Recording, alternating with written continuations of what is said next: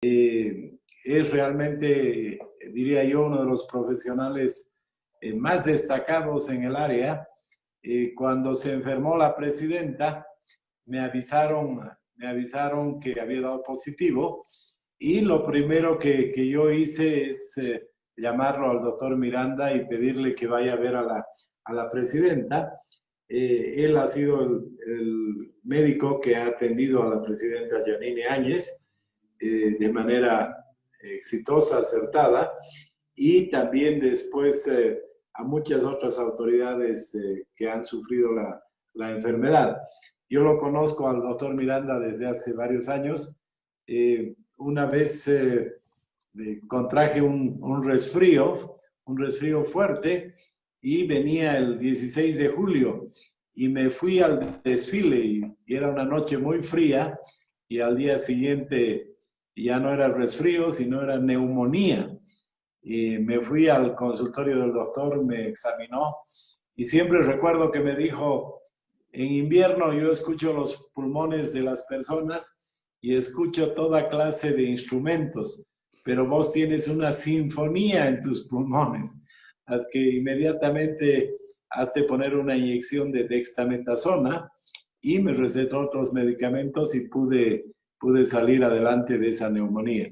Entonces, lo conozco en carne propia, podría decir, al doctor Miranda, y después me he enterado que cuando llegó el Papa Francisco a Bolivia y tenía que venir a La Paz, había preocupación desde Roma porque el Papa Francisco tiene un solo pulmón. Él ha sido operado en algún momento de su vida, le han sacado un pulmón y tenían miedo de qué le iba a pasar en la altura con un solo pulmón. Hicieron una cuidadosa selección y vieron que la persona apropiada para atender al Papa Francisco era el doctor André Miranda. Entonces, como verán, es un profesional de prestigio internacional y estoy seguro que vamos a poder aprender de lo que nos diga y seguramente también de las preguntas que le vamos a hacer. Entonces, gracias nuevamente al doctor Miranda por estar presente. Este es un esfuerzo muy interesante de varias personas, capitaneadas por Daniela Cabrera, que semana a semana tiene diversos talleres virtuales y tiene cientos de personas de asistentes. Entonces, gracias Daniela por la iniciativa, gracias doctor Miranda, y los dejo para que arranquemos en este importante taller. Gracias, Samuel, por estar esta tarde con nosotros. Ahora sí, por favor, permítame presentarles a nuestro expositor del día de hoy. Como bien decía Samuel, un profesional muy reconocido en el medio. Él es el doctor Andrei Miranda, uno de los neumólogos más reconocidos de nuestro país. Cuenta con diferentes especializaciones en España y actualmente trabaja en la Caja Petrolera de Salud. Bienvenido, doctor Miranda. Muchas gracias por haber aceptado nuestra invitación y comentarle que somos casi 700 personas que lo estamos escuchando. Adelante, por favor. Daniela, cada vez más preocupado porque yo pensé que estábamos en una reunión de 20, 25 personas, pero cuando me hablan de 700, pues ya me preocupo mucho. Y nada, muchísimas gracias por la invitación. Y la cuestión era preguntarme cómo íbamos a enfocar este tema del coronavirus y cómo era la forma más propicia para hablar sobre este tema. Y creo que la forma más propicia y más lógica para poder comunicarnos entre todos es olvidarnos un poco de la terminología médica muy difícil en la cual nos hacemos muchos bollos con la terminología y tratar de hacer un conversatorio, conversar con ustedes de la forma más simple, de la forma menos compleja posible, para que podamos entender lo que está pasando a nivel nacional sobre esta patología. Cuando hablamos de coronavirus, pues, si me permiten empezar, estamos hablando de una patología que se ha iniciado aproximadamente en el mes de diciembre, aunque todavía hay discusiones al respecto, donde dice que probablemente ha empezado un poco antes, en octubre, noviembre. Y mediante el cruce de un germen con los murciélagos, pues se crea un virus que es un tipo de coronavirus, que es un RNA, virus, que tiene una característica que no tiene vida, no es vital, que es un ser inerte, que lamentablemente ingresó al ser humano en China. Y este coronavirus tiene una característica muy especial. Tiene unas espículas que son como unas coronas, por eso se llama coronavirus, que hace que son las llaves de la entrada de las diferentes células. En este caso, las células pulmonares, intestinales, etcétera, etcétera, etcétera, que hace que se produzca un proceso inflamatorio tan importante que hace un daño gravísimo en muchas personas. Este virus se lo ha denominado COVID-19, aunque su verdadero nombre es SARS-CoV-2,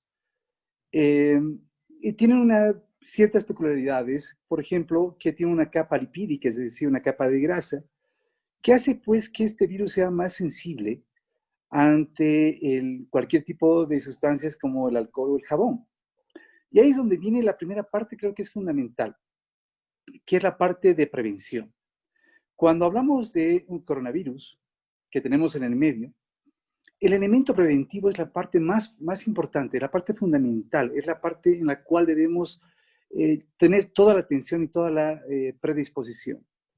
Cuando hablamos de prevención, estamos hablando de que debe haber un distanciamiento físico entre las personas de por lo menos 1,5 metros a 2. ¿Y esto por qué?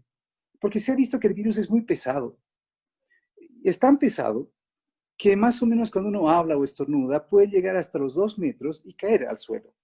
Por lo tanto, esa es una distancia ideal para que podamos evitar el contacto con el virus. Evidentemente, el uso de barbijo, que es fundamental, no tanto para cuidar a uno mismo, sino también cuidar a los que amamos, a los que estamos constantemente en casa, con los que trabajamos, con los que estamos permanentemente. El cuidado tiene que ser mutuo. El cuidado tiene que ser tanto de uno como del compañero, del amigo o de la persona que uno ama. Es por eso que el uso de barbijo es fundamental. El lavado de manos, como decíamos, es también importantísimo con cualquier tipo de detergente o incluso el alcohol, porque se ha visto que este virus prácticamente a los 2 minutos de estar en contacto con cualquier tipo de detergente o alcohol también se desintegra. Y últimamente la Organización Mundial de la Salud ha determinado también la utilización de gafas. Las gafas no significa que el virus se encuentre en el ambiente y que sea un elemento de contagio como tal.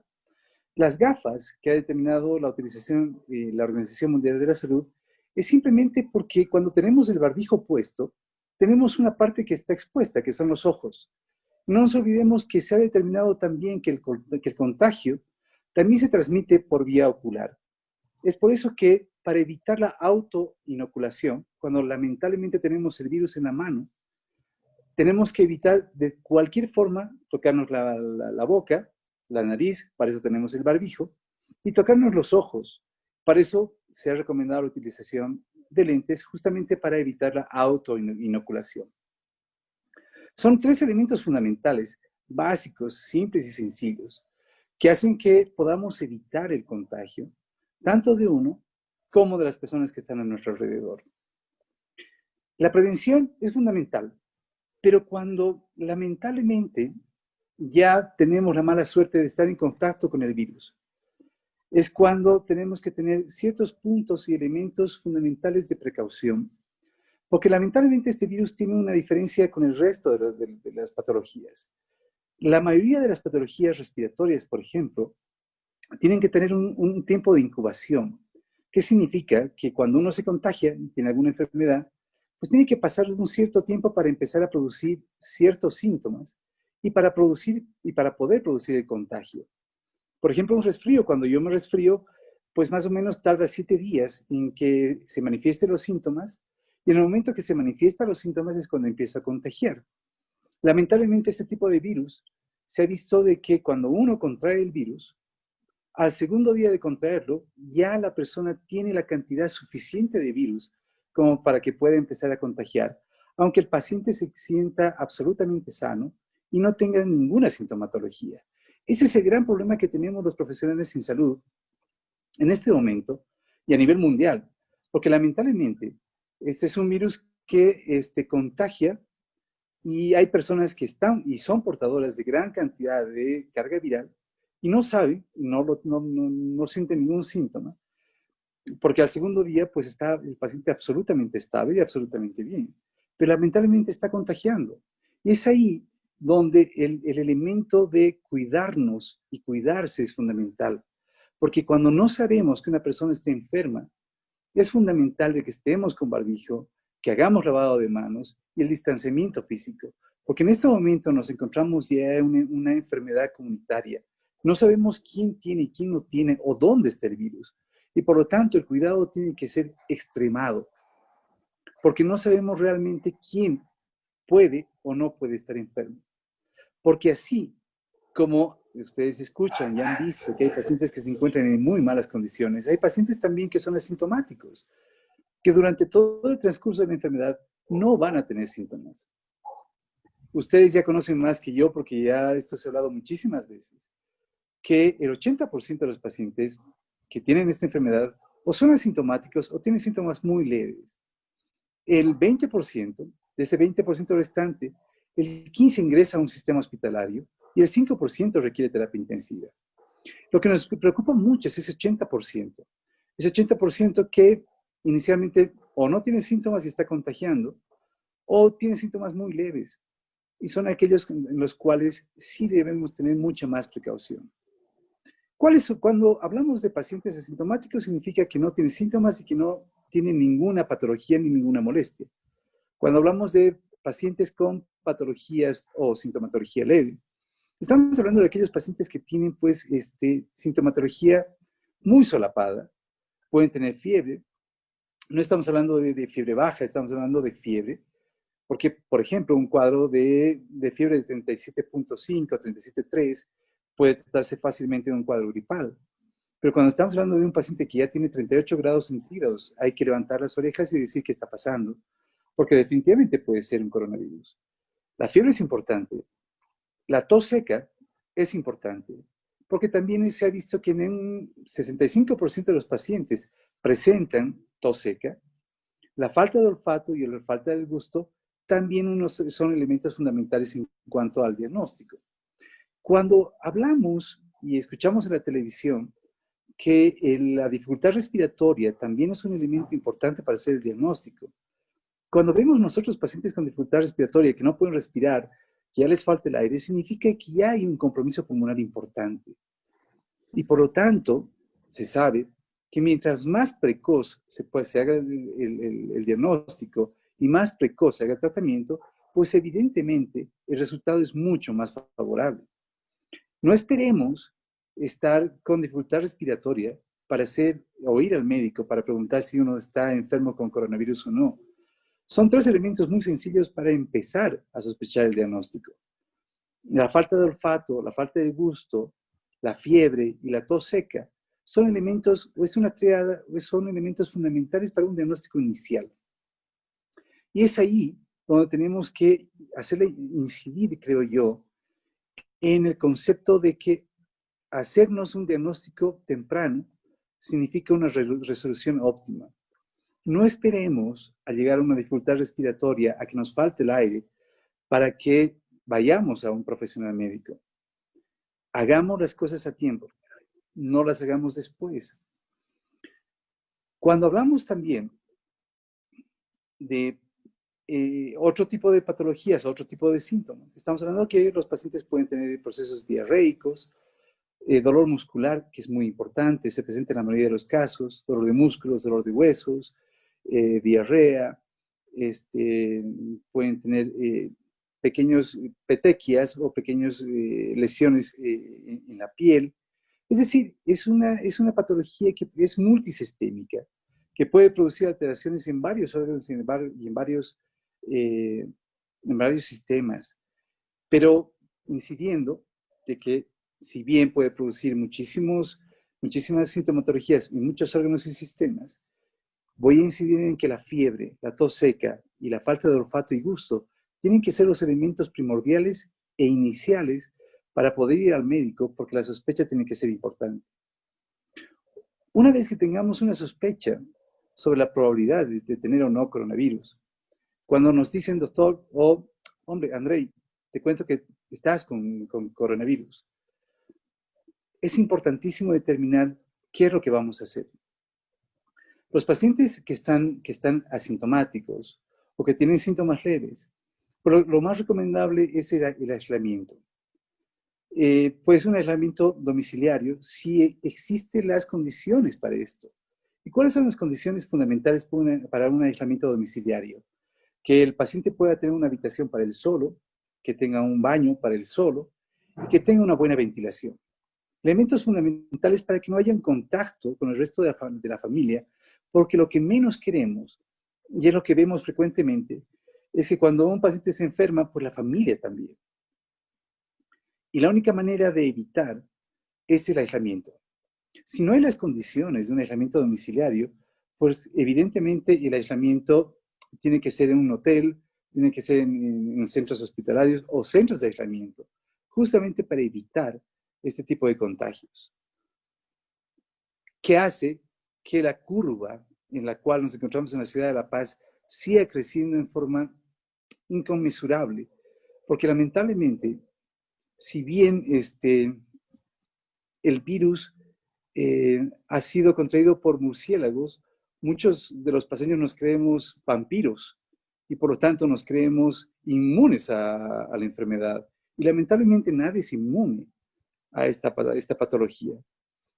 Todos nos debemos cuidar. Una vez hecho el diagnóstico, es importantísimo empezar un tratamiento o un esquema terapéutico. Yo creo que hay que incidir en ese punto fundamental en el sentido de que debemos tener en cuenta que hasta el momento, lamentablemente, no existe un tratamiento para el coronavirus. No hay una medicación que diga, este es el tratamiento para curar la enfermedad. No existe cura. No existe un medicamento, ni existe una vacuna en este momento que se determine que sean los medicamentos para curar la enfermedad.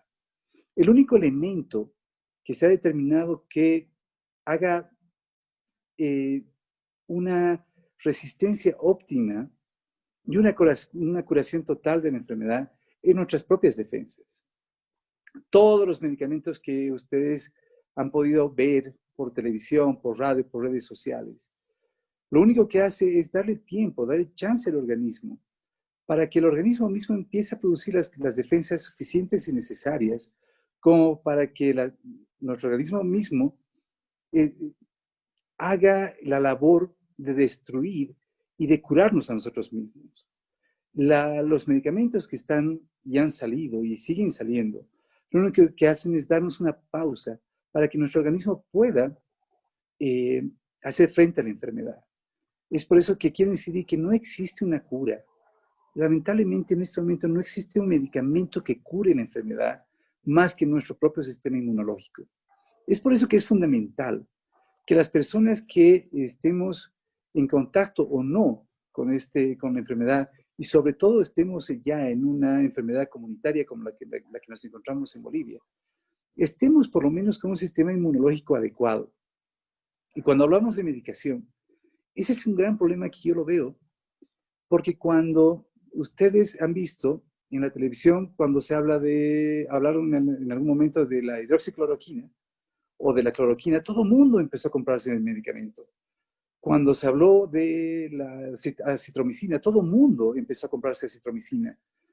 Y el problema es que cuando hablamos de un medicamento, todo el mundo empieza a comprarse pensando que es la cura verdadera. Y lo único que estamos haciendo es desabastecer las farmacias, desabastecer los hospitales de medicamentos que puedan ser necesarios en los pacientes.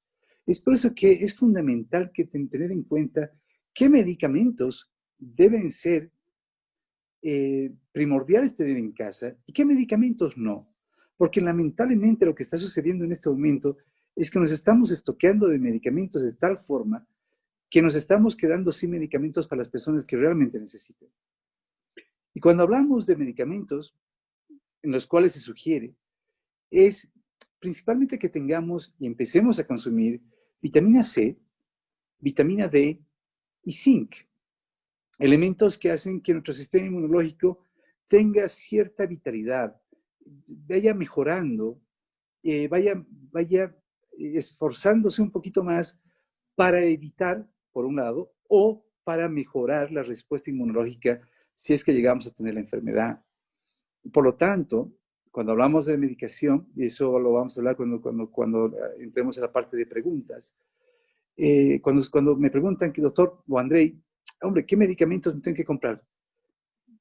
Sugiero definitivamente vitamina C, vitamina D y zinc, porque son elementos que nos van a ayudar al sistema inmunológico. Comprarse el resto de la medicación, llámese acitromicina, llámese hidroxicloroquina, etcétera, etcétera, etcétera, son medicamentos que tienen que ser administrados por un médico.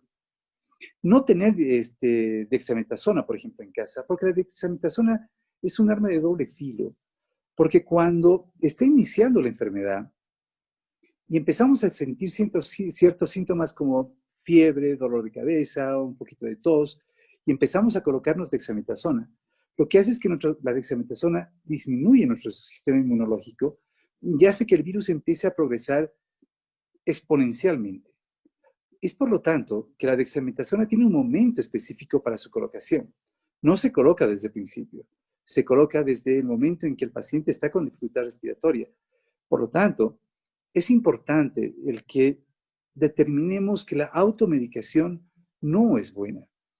Tenemos muchos pacientes, y hay muchos pacientes a nivel mundial, que han tomado la hidroxicloroquina como la droga de elección para este tipo de patologías. Lamentablemente, hay pacientes que han fallecido no por el coronavirus, sino por la misma droga de la hidroxicloroquina que tiene alteraciones cardíacas. Son pacientes que toman medicación y ustedes saben que todos los medicamentos tienen efectos colaterales. Y son estos efectos colaterales que pueden producir la muerte del paciente y no la misma enfermedad. Es por eso que la automedicación nunca es buena y jamás debe ser recomendada. Tiene que ser dada en un momento determinado por un médico determinado, no siempre neumólogo.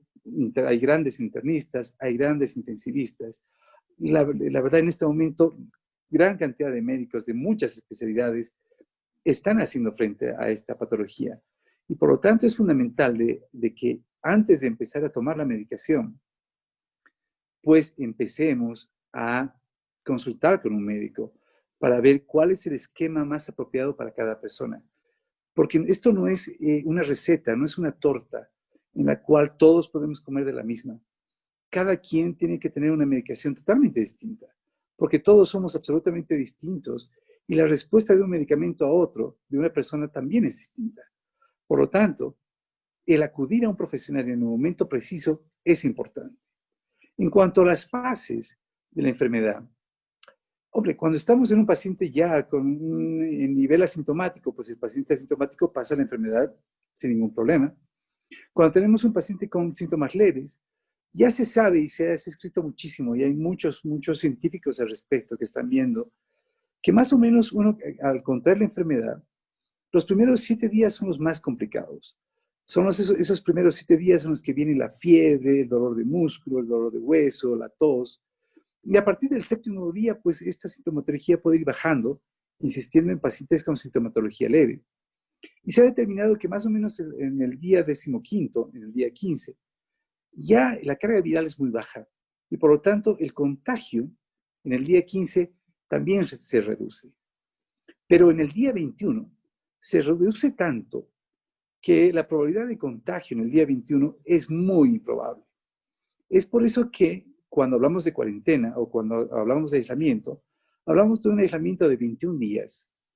Porque son esos 21 días en los cuales el paciente va bajando su carga viral, de tal forma que a los 21 días podemos hablar de que ya estamos con un paciente con una carga viral tan baja que ya no contagia o probablemente ya esté absolutamente curado. A los 15 días, vuelvo a insistir, la carga viral es baja. Hay probabilidad de contagio muy baja, pero existe. El día 21 sí es un día en el que podemos decir que salimos del cuadro. Lamentablemente, cuando el sistema inmunológico no hace frente a la enfermedad, lo que sucede es que existe un proceso inflamatorio demasiado importante, lo que se ha llamado la tormenta de citocinas. Las citocinas son elementos inflamatorios que van produciendo una inflamación muy importante a nivel respiratorio. Inflama tanto el pulmón, que es en ese momento que el paciente empieza a tener dificultad respiratoria. Lamentablemente, en esa segunda fase es cuando ya existe un proceso inflamatorio y un daño pulmonar, que son aquellos pacientes que son requirientes de oxígeno. Son pacientes que deben ser ya internados.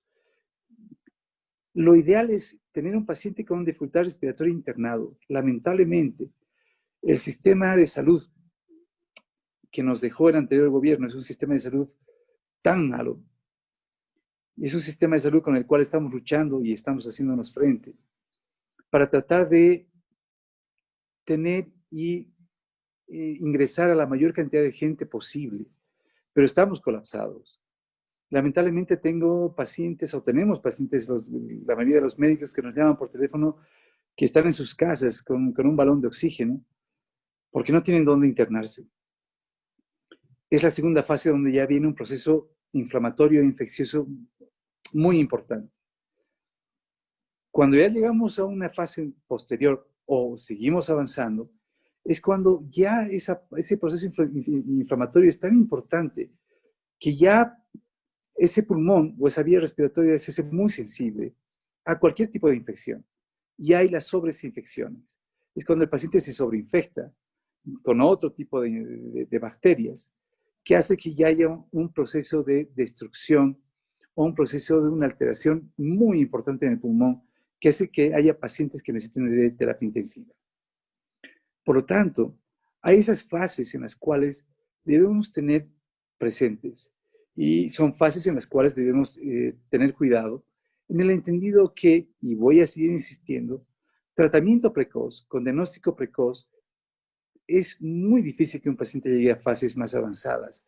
Lamentablemente, nosotros vemos pacientes en fases más avanzadas porque el paciente cree que está con un resfrío, lo deja pasar, está una semana sin tomar nada y va sintiendo poco a poco que le va presionando el pecho, que va teniendo dificultad respiratoria.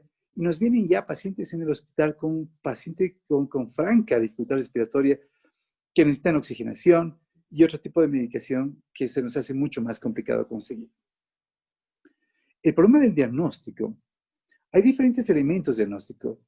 Para nosotros la parte inicial, cuando estábamos con la pandemia inicial, el diagnóstico se hacía con PCR, la reacción en cadena de polimerasa, que es el que determina la presencia o no del COVID en nuestro organismo. Lamentablemente hemos llegado a un momento tal en el que hemos sobrepasado la cantidad de pacientes y por lo tanto hemos sobrepasado la cantidad de pruebas que podamos hacer. Hemos llegado a un momento en que la clínica tiene que ser fundamental como elemento de diagnóstico primordial. Evidentemente el PCR es un elemento que nos ayuda como profesionales para determinar si un paciente es positivo o negativo, si tiene o no tiene coronavirus. También hay el ELISA, que nos determina la presencia de IgM, que es una inmunoglobulina que se presenta cuando hay este tipo de enfermedades. E incluso también unas pruebas rápidas, que en cuanto a las pruebas rápidas, hay que tomar en cuenta de que las pruebas rápidas tienen un elemento y una ventana muy importante de falsos negativos. Las pruebas rápidas se presentan más o menos 7 días después de iniciar las clínicas. Si yo me enfermo hoy y no tengo clínica y me hago una prueba rápida, va a salir negativa. Si empiezo mis síntomas mañana y me hago una prueba rápida, pues mi prueba rápida va a salir y va a seguir siendo negativa, porque se ha visto científicamente que la prueba rápida solamente da positivo a los 7 días de iniciado los síntomas. Por lo tanto, cuando hacemos una prueba rápida, hay que tener en cuenta que nos puede dar muchísimos falsos negativos. Y por lo tanto, insistiendo que la prueba rápida negativa ante una clínica positiva, el paciente es coronavirus hasta no demostrar lo contrario. Y por lo tanto, las pruebas rápidas sí nos sirven, definitivamente sí, nos sirven a todos. La mayoría de nosotros nos hemos comprado alguna vez una prueba rápida o nos hemos hecho una prueba rápida, pero hay que saber que la prueba rápida se la debe realizar para que realmente sepamos si tenemos o no una semana después de iniciar los síntomas, porque de antes la probabilidad de que me salga un falso negativo es muy importante. En cuanto a la mortalidad, Lamentablemente estamos viendo morir a mucha gente, muchísima gente. Más o menos, lamentablemente, tenemos en Bolivia ya casi 200 médicos que han fallecido luchando por esta enfermedad y tenemos más de 3.000 pacientes que han fallecido por esta enfermedad, porque han llegado a destiempo, porque su organismo no ha respondido, o finalmente porque hay gente que ha hecho y está haciendo tanto daño a la población, porque son pacientes que están haciendo un esfuerzo sobrehumano para obtener una bocanada de oxígeno. Y los médicos no nos explicamos cómo puede haber gente que evite la llegada de oxígeno a los hospitales, que evite que esos pacientes que están asfixiándose, porque creo que es una de las peores formas de morir, no tengan la capacidad, no tengan la cantidad de oxígeno necesario para resistir y tener el tiempo necesario. Es fundamental que en nuestro medio tengamos los elementos fundamentales para hacer un buen tratamiento. Y entre ellos, evidentemente, es el oxígeno. Y es irracional.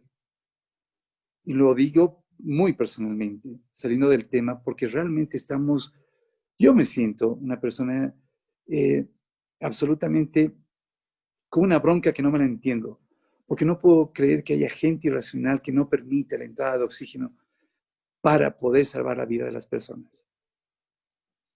Finalmente, la clave del éxito es cuidarnos a nosotros y cuidarnos al resto, hacer las cosas bien, llegar a casa, limpiar los zapatos, cambiarnos de ropa, lavarnos las manos, ponernos barbijo, distanciamiento físico, estar atento en la clínica, porque insisto que la clínica en este momento es fundamental.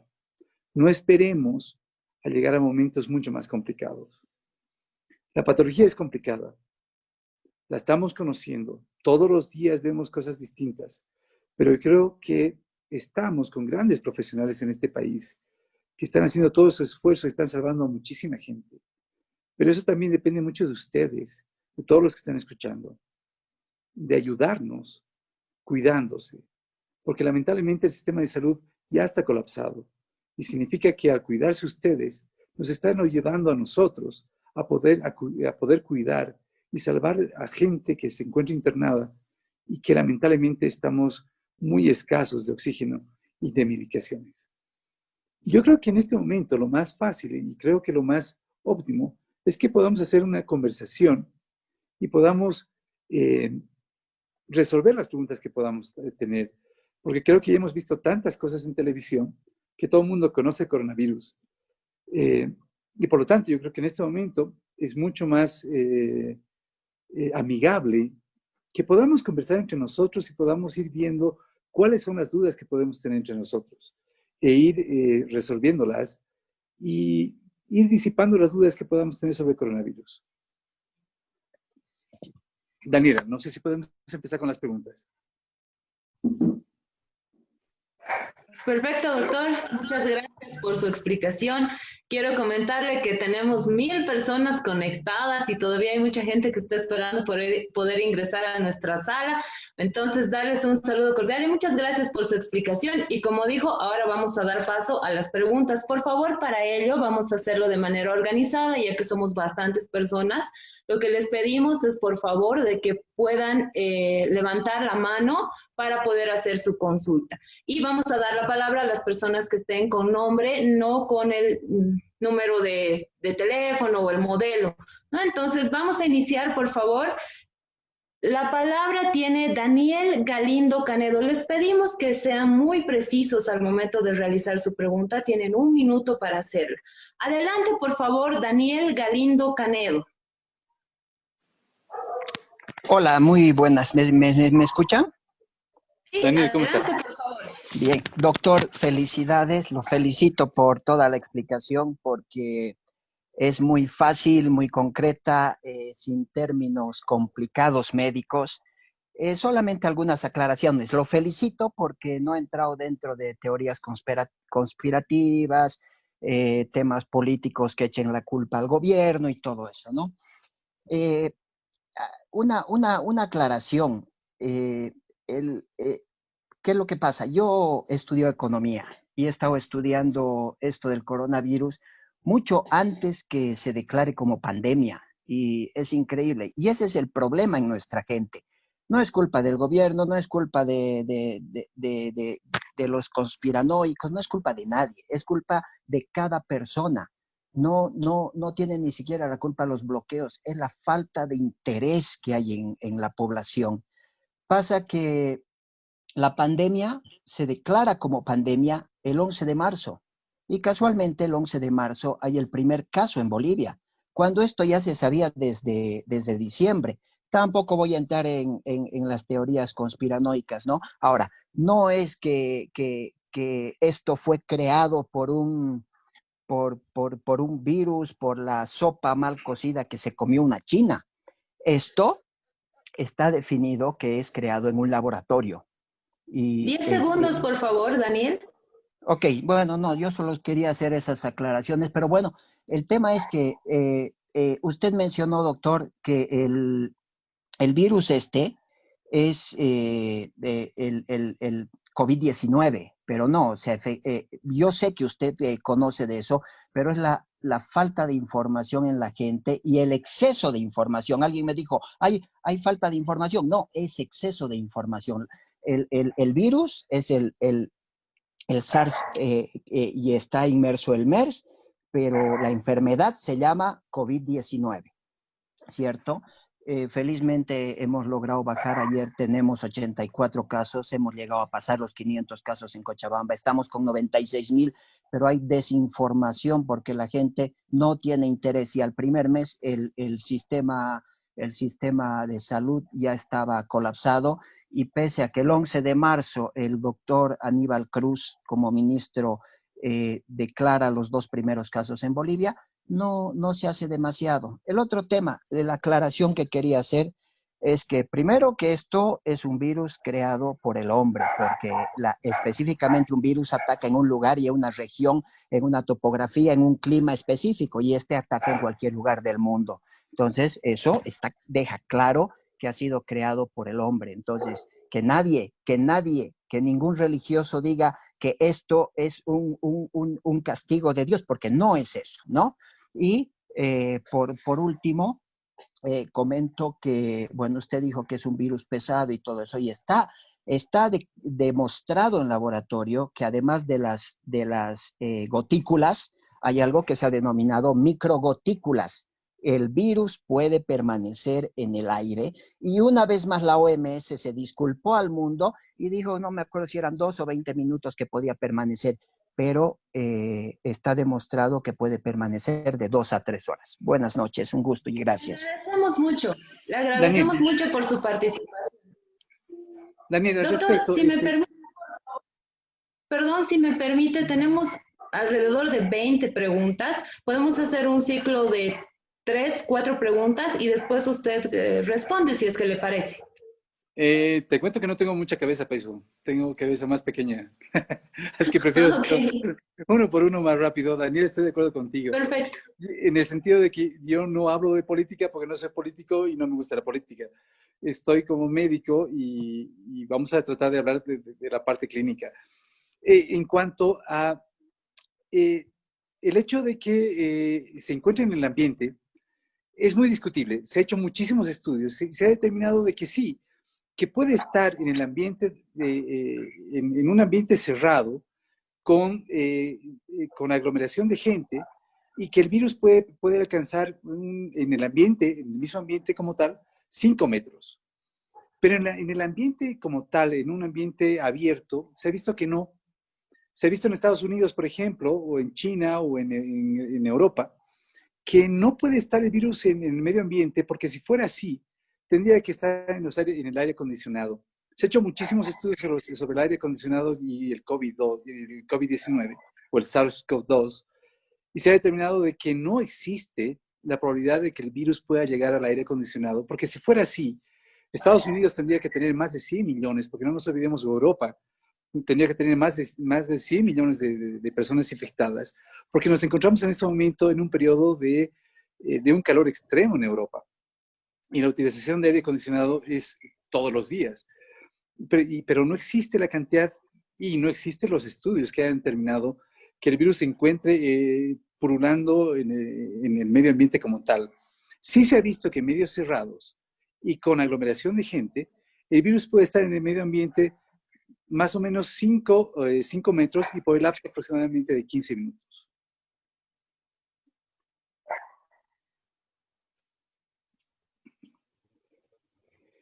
Daniela. Ok, continuamos entonces, vamos adelante, por favor. Tiene la palabra Mario Bautista. Adelante, por favor, 1 minuto para su consulta.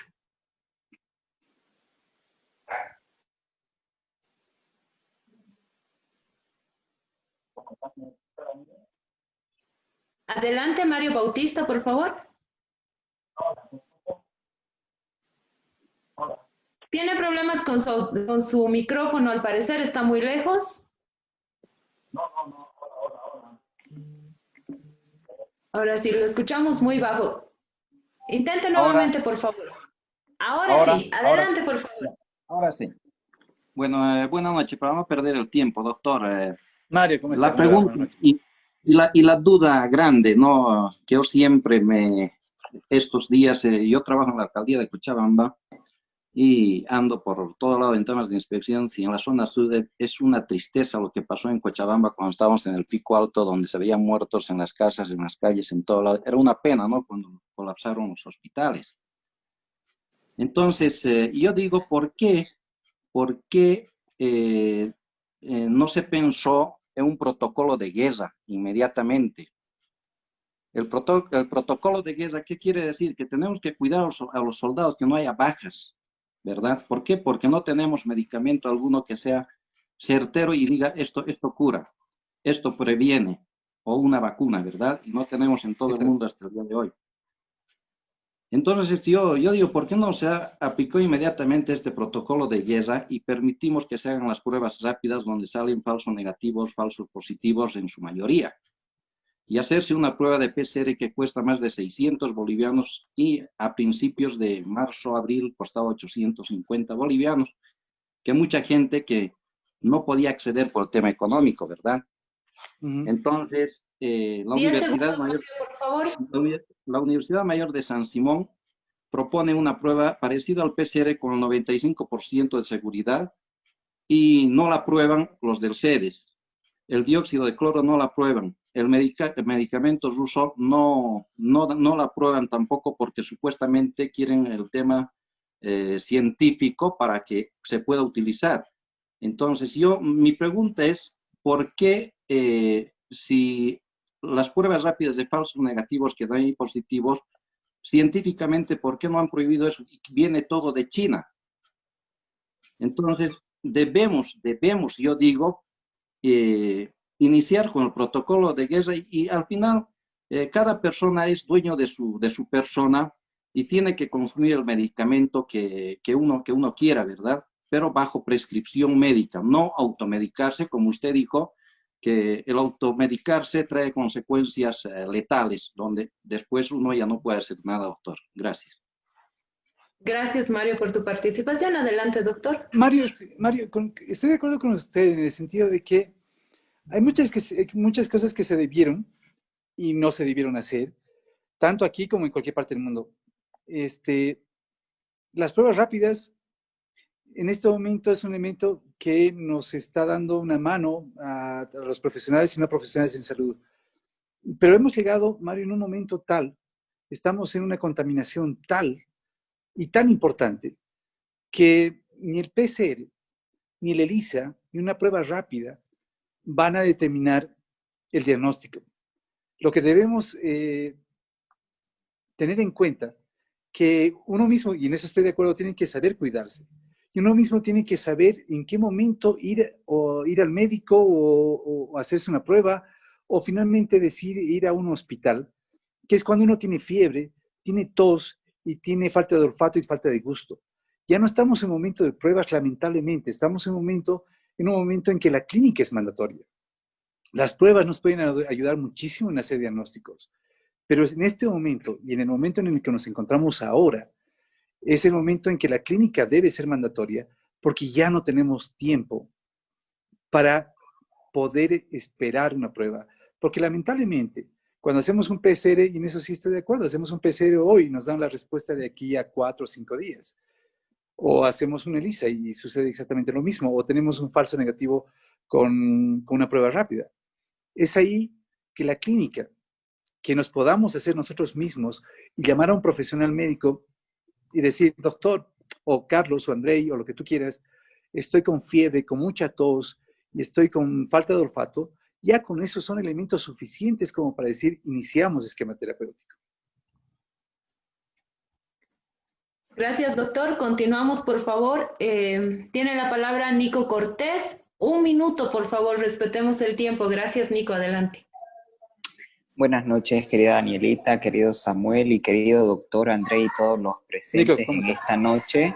Mi consulta es la siguiente, querido doctor. No sé, bueno, esta es una idea que tuve también, que sé que digamos que tienen lo que es un colegio de médicos, no deben de tener a nivel nacional, y me gustaría saber si ustedes como médicos podrían, digamos, plantear una propuesta de que a nivel nacional la gente sí o sí en las calles, en todo lugar utilice el barbijo, que se haga como uso obligatorio, porque también es una pena, en mi caso, que yo salgo a veces acompañando a mi mamá y gente está sin barbijo, sin nada, los niños, los bebés, las madres, y uno queda. Por eso también la inconsciencia de todo esto que está sucediendo, de tantos contagios. Entonces mi pregunta es si podrían ustedes hacer, así como médicos profesionales, una propuesta de que el uso de bioseguridad sea totalmente obligatorio. Gracias. Nico, te puedo Gracias. asegurar de que todos los colegios médicos departamentales y nacionales hemos insistido y seguimos insistiendo de que la única forma de prevenir la enfermedad es cuidándonos a nosotros mismos. El barbijo es fundamental. ¿Y sabes cuál es el problema? De que a veces el barbijo lo utilizamos de adorno, porque lo tenemos en la barbilla, lo tenemos en la mitad de la boca. El barbijo tiene que ser bien utilizado. Cuando hablamos de barbijo, Nico, y me voy a extender un poquito ahí, hay que saber qué barbijos vamos a utilizar y qué barbijos no. Porque ahora incluso vemos en la calle barbijos de Spider-Man o ¿verdad? Barbijos de moda, de tela, que esos no funcionan. Porque en el momento que un barbijo de tela se humedece, los poros se abren y por lo tanto el virus transmite y pasa y sigue transmitiendo. Si quieren utilizar barbijos de tela, tienen que ser dobles. 2 barbijos. Y en el medio poner un papel de cocina doblado en 3. Eso sí hace que el barbijo de tela sea un elemento de filtro. Pero si nos ponemos un barbijo de tela, porque nos gusta y nos combina con la ropa, pues no estamos haciendo absolutamente nada. Cuando nos ponemos un barbijo con las válvulas, la válvula lo que hace es hacer que tú puedas respirar mejor. Pero si tú tienes coronavirus, el problema es que al exhalar, estás botando el virus por las válvulas. Y por lo tanto, tampoco es aconsejable. ¿Qué barbijo es aconsejable? Si pueden conseguir el barbijo quirúrgico, ese de 2 colores, el que es azul o verde de un lado y blanco del otro, que sí funciona muy bien, pero tiene que ser pues bien puesto. Es decir, tiene que cubrir todo lo que es la nariz, la boca, para evitar justamente ese contagio. La forma de estornudar, que es fantástica la que acabas de hacer, y evidentemente el cuidado tiene que partir de uno y saber cómo utilizar el barbijo. Y el barbijo tiene que ser un elemento fundamental que toda la población boliviana tiene que utilizar, porque es la única forma de protegernos, porque si no, vamos a empezar a contagiar a todo el mundo. Y sí, estoy de acuerdo contigo. No solamente el colegio médico, la sociedad de ingenieros, de químicos, de todo el mundo debería estar hablando de que debe ser obligatorio. Y por favor, los N95, los barbijos N95, que a veces tenemos la suerte de conseguir y comprarlos, no es un barbijo que debe ser utilizado en forma cotidiana por las personas que normalmente están en la calle. Y eso te digo por qué. Porque los N95 están hechos específicamente para la parte profesional médica que está en contacto directo con pacientes con coronavirus. Todas aquellas personas que tengan N95, lo mejor que pueden hacer es donarlos a los médicos, donarlos a las enfermeras, a los camilleros, a las personas de limpieza, porque ellos están expuestos realmente a cargas virales muy importantes. No es lo mismo estar con 10 pacientes en una habitación con virus que están en la calle. Con un barbijo simple o con dos barbijos de tela con un filtro en el medio es más que suficiente para protegernos. Pero sobre todo el distanciamiento físico, porque no te olvides que el barbijo da seguridad, pero el distanciamiento físico nos da mucha más precaución de enfermedad. Vamos, Nico, gracias.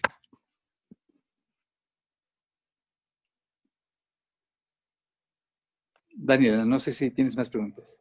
Ok, continuamos. Muchas gracias. Claudia Fernández Vargas, adelante, por favor.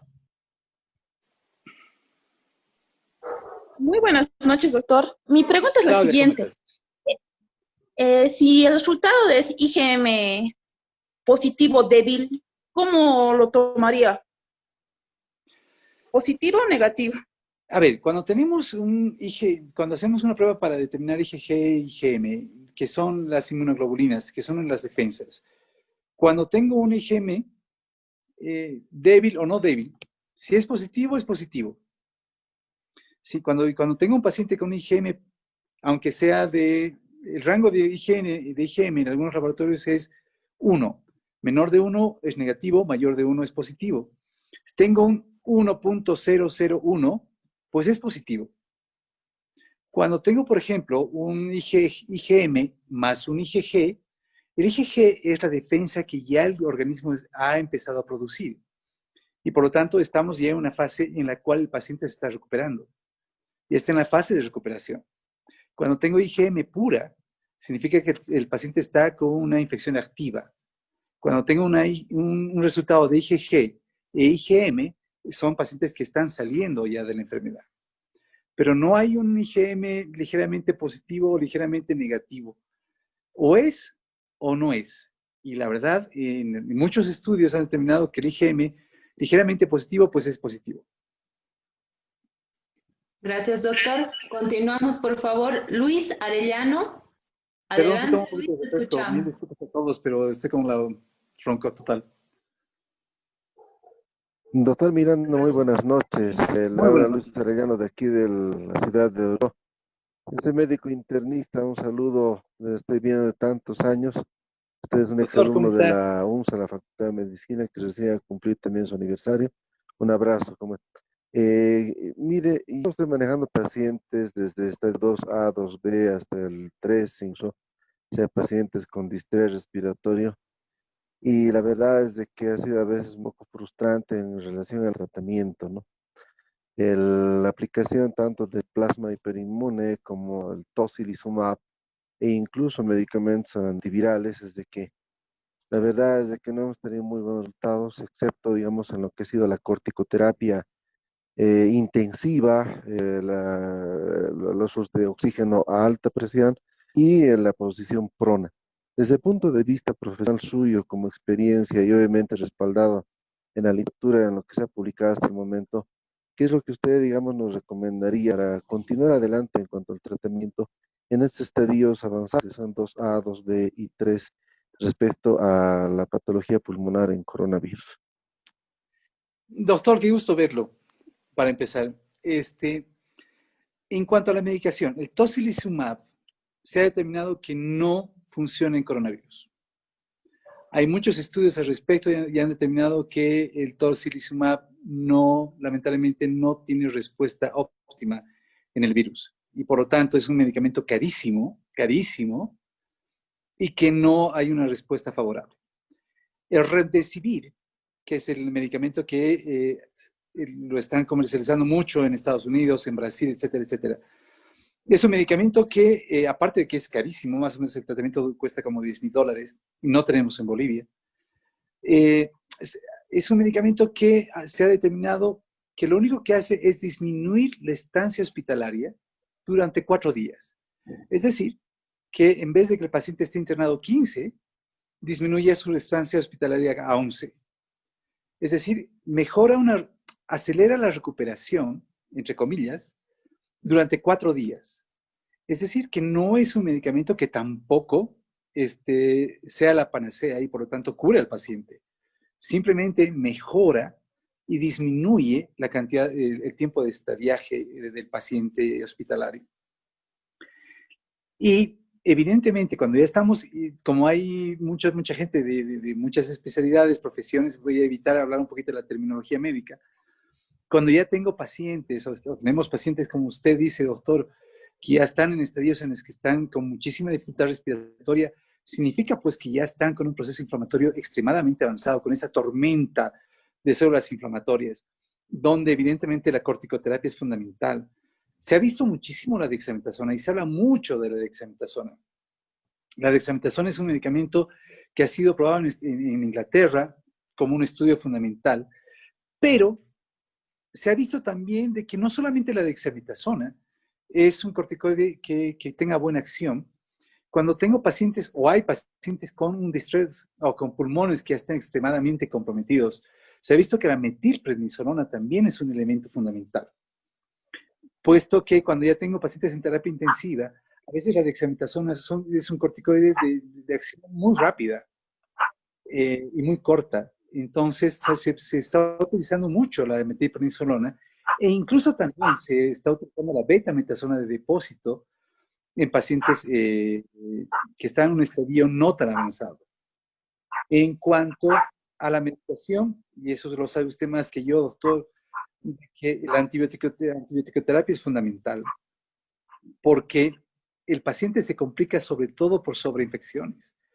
Y por lo tanto, la antibioticoterapia, dar antibióticos al inicio, cuando el paciente se está internando, es fundamental, justamente para evitar eso, de que haya una sobreinfección y se complique tanto de que el paciente llegue a un distrés respiratorio.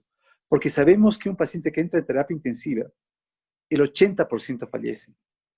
De 5 pacientes que entran en terapia intensiva, lamentablemente 1 sobrevive.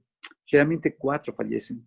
Lo que tenemos que evitar definitivamente como profesionales y no profesionales de salud es que entre pacientes a terapia intensiva porque la recuperación es remota, es muy difícil. Podemos hacer todos los esfuerzos del mundo, darle todos los medicamentos, traer todos los medicamentos de Europa y de Estados Unidos, pero ninguno es un medicamento eficaz, que tenga una eficacia de 90%. Lo único que hacemos es darle tiempo al organismo y evitar que se infecte, evidentemente. Y la corticoterapia es absolutamente un pilar fundamental en pacientes con estadios avanzados. Y ha sido un gusto verlo, doctor, después de tiempo.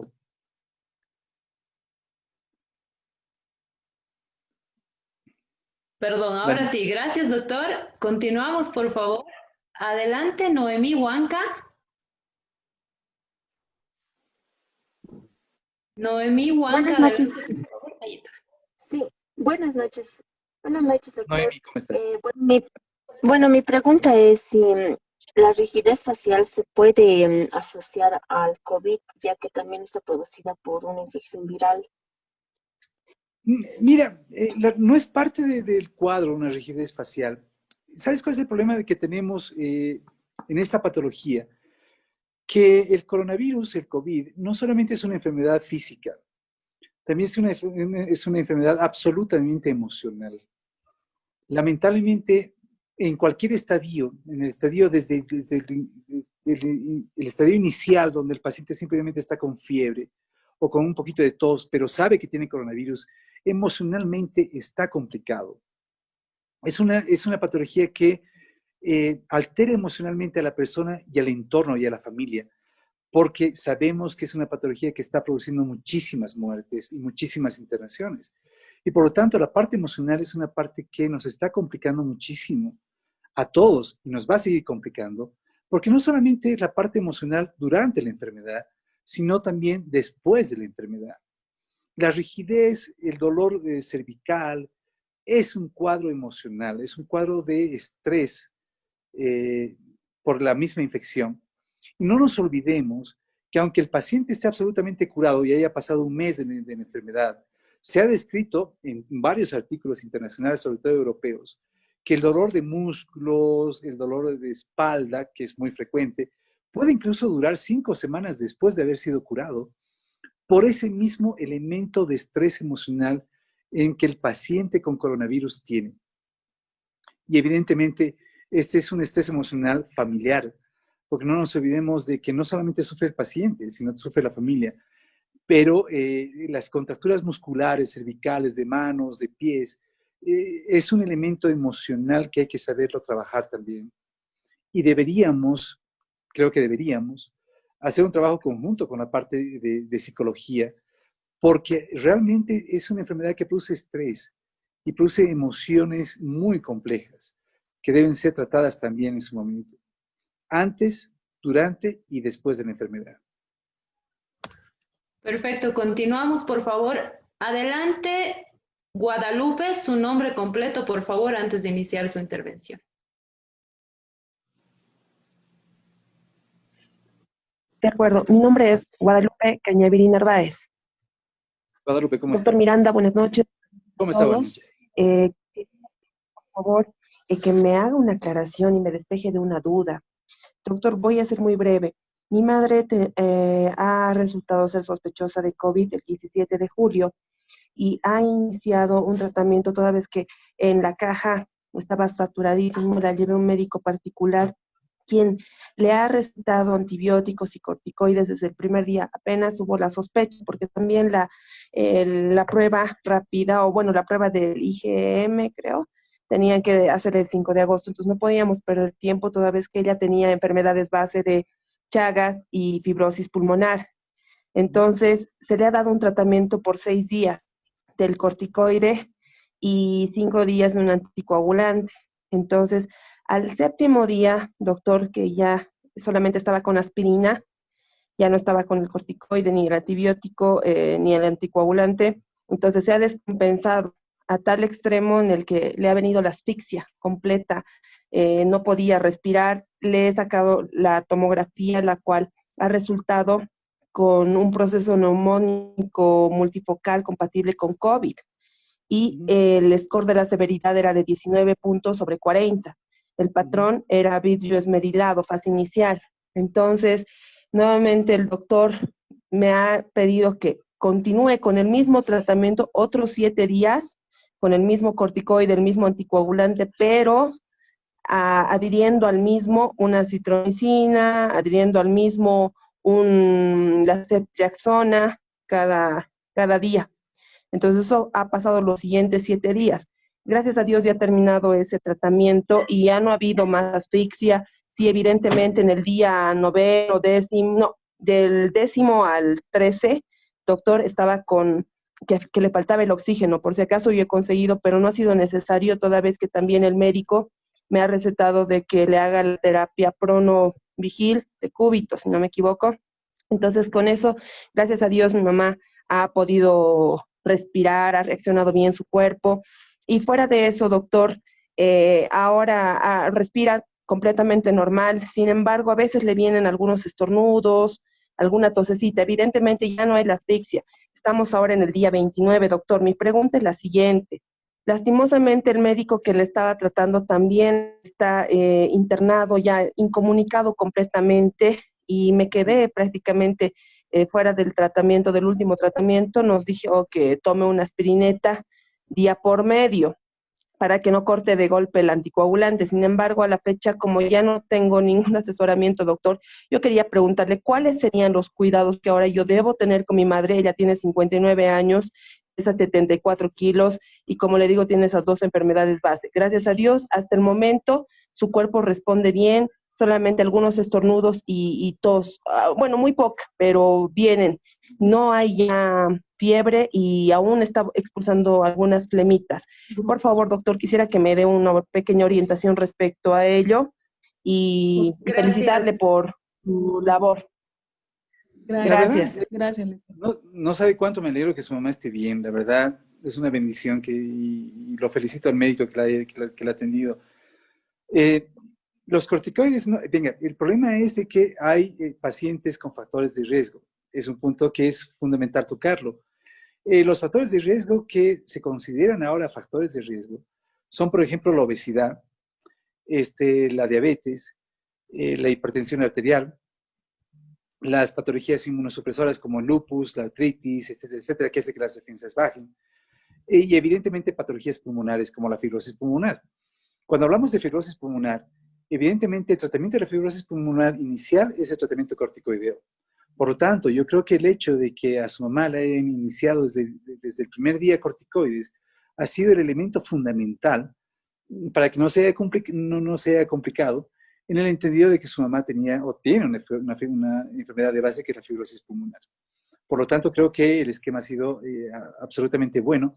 Y como decíamos, el problema de esto es que hay que evitar definitivamente las sobresinfecciones, porque cuando uno se sobreinfecta es cuando vienen los problemas más severos. El problema también que produce el coronavirus es de que al producir muchas células inflamatorias, también produce células que producen coagulación. Hace que se produzcan pequeños coágulos que pueden llegar al pulmón y producir infartos pulmonares que complican aún más el cuadro del paciente. Es por eso que dentro del protocolo se encuentran los antiagregantes plaquetarios o los medicamentos para evitar la coagulación. Y en pacientes que tengan síntomas leves, pues la aspirineta es fundamental. ¿Cuánto tiempo se aconseja de la toma de aspirineta? Yo habitualmente aconsejo la toma de aspirineta por lo menos un mes posterior a concluida la enfermedad para prevenir cualquier tipo de situación y que continúe con las vitaminas C, D y zinc, porque si bien su mamá o cualquier otro paciente que haya cumplido la enfermedad está curado, está muy bien, el sistema inmune lo tenemos que seguir reforzando. Por lo tanto, la vitamina C, D, zinc y la aspirineta es algo que debería continuar por lo menos un mes idealmente para fortificar bien y evitar evidentemente cualquier otro tipo de complicaciones. No hay una reinfección. Se ha discutido muchísimo al respecto sobre si una persona que se ha curado con coronavirus se puede volver a infectar.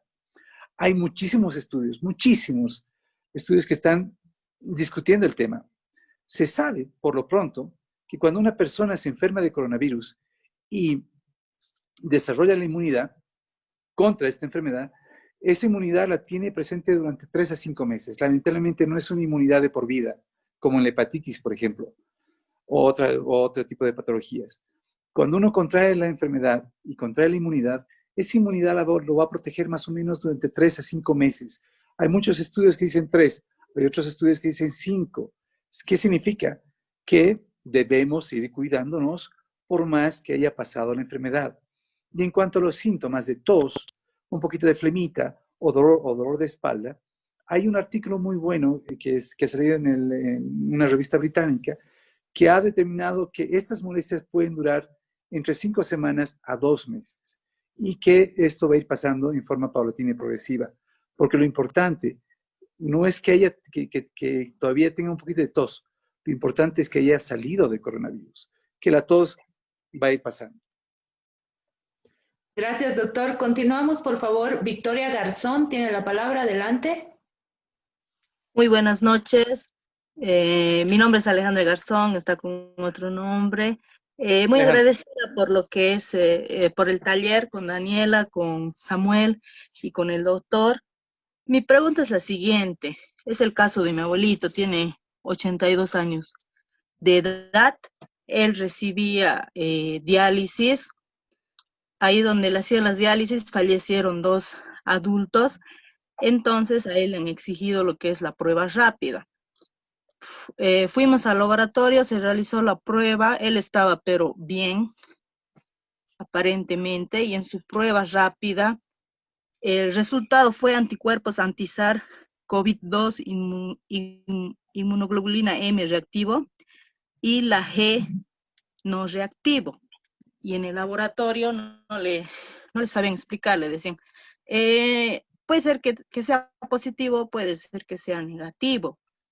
Se le ha hecho la otra prueba y en la otra prueba ha salido, la PCR salió positivo. Pero él está bien, a pesar de que una semana no ha recibido diálisis. Y las diálisis le han reducido a 2 veces por semana. Entonces estamos un poco preocupados, tal vez, por qué él ha reaccionado así, qué es lo que ha pasado. Esa es mi consulta. La IgM determina definitivamente que una persona tiene coronavirus. insistiendo de que no hay un IgM o medio positivo o medio negativo. El IgM sola, positiva, determina que un paciente tiene la enfermedad. El hecho de que su papá lo haya pasado asintomático es una maravilla. En el entendido también de que no nos olvidemos que existe un gran porcentaje de pacientes que son asintomáticos, que pasan la enfermedad sin ninguna sintomatología. Yo creo que su papá, pese a la edad y al factor de riesgo, que es la insuficiencia renal que tiene, el hecho de que lo haya pasado y esté pasando la enfermedad asintomática, pues es algo que se ve muy pocas veces a nivel mundial. Se ha visto muy pocas veces, pero sí se ha descrito. Hay pacientes que la pasan sin ninguna molestia, pese a tener los factores de riesgo. Pero sí, de todos modos, aunque esté muy bien y su papá no tenga absolutamente nada, mientras no termine de cursar los 21 días y no termine de tener un laboratorio que me diga que tiene IgG, que es el que me determina que ya tiene las defensas, su papá tiene que tener vigilancia. A su papá lo tienen que ver en el sentido de que no tiene que tener fiebre, no tiene que tener dificultad respiratoria y evitar de que tenga tos. La fiebre es un elemento que en su papá en particular nos tiene que llamar muchísimo la atención. Si no tiene fiebre y la va a pasar durante 21 días sin fiebre, es un paciente que es un Ironman, es un hombre de hierro que la va a pasar una enfermedad, una maravilla, sin absolutamente nada. ¿De dónde es su papá? ¿De dónde es su papá?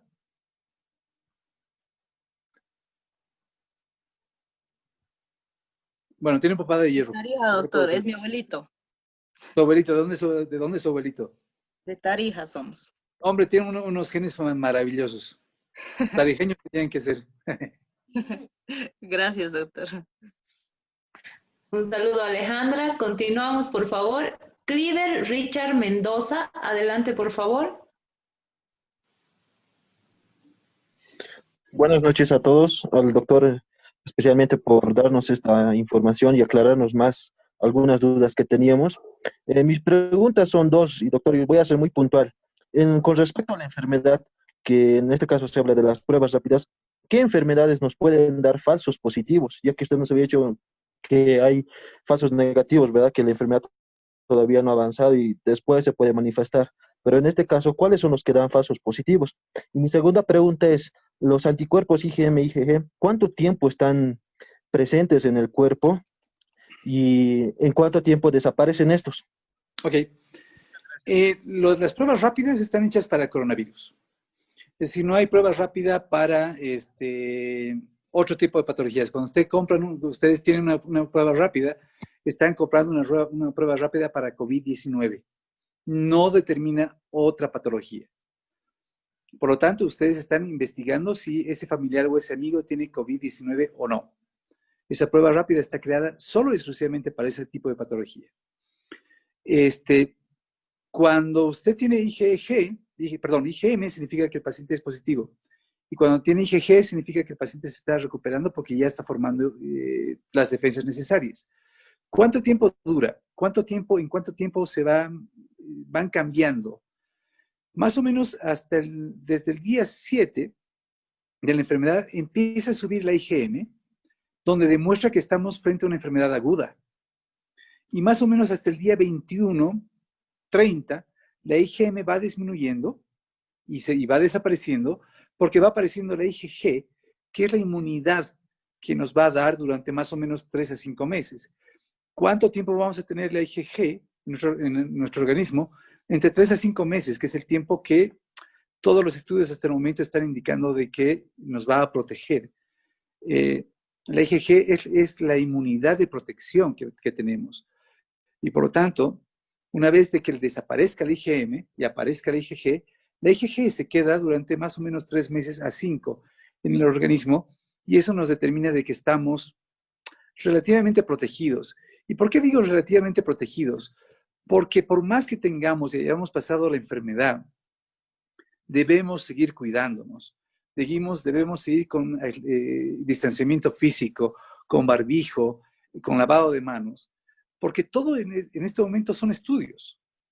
Todos son estudios.